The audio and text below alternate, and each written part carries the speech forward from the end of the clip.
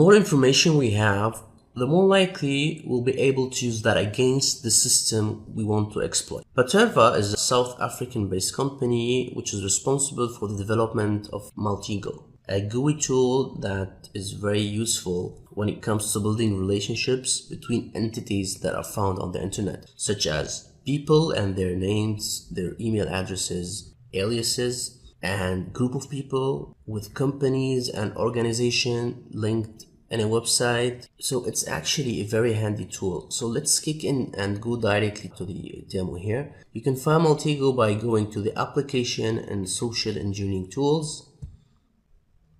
So at the very beginning, you have to register and to log in to the application. You can register on this app, or you can go to paterva.com and register there. It will take some time to show the screen. Here you go. So this is the default view after you sign in.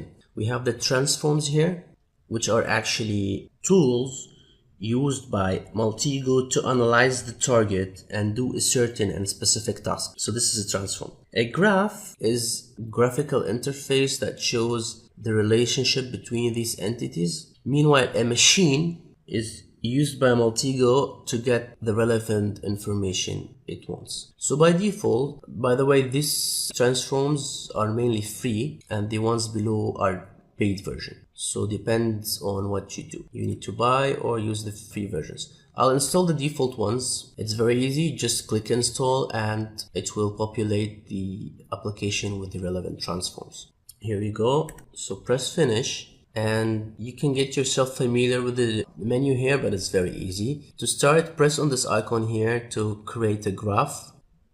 On the left side, you will see the relevant entities that you can start with. The concept of Maltego is that you drag an entity to the graph and start drilling down further on it. You can start with a domain name, with a person, with a company.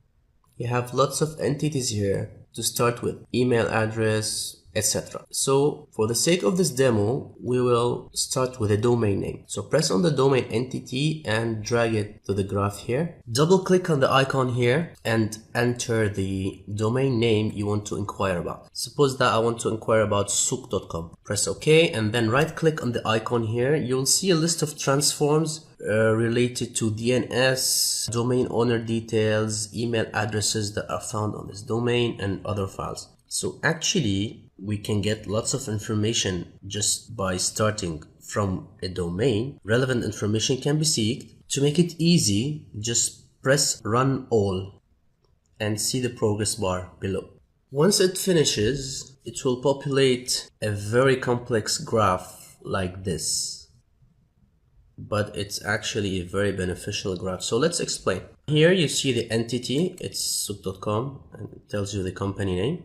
These are the DNS records associated with this domain. You can double click on each and see the details. It's giving you the relationship in a top-down approach. It gives you as well some relevant websites, the MX records, the location of this domain, other relevant emails that are found on this domain. As you can see here, there are names.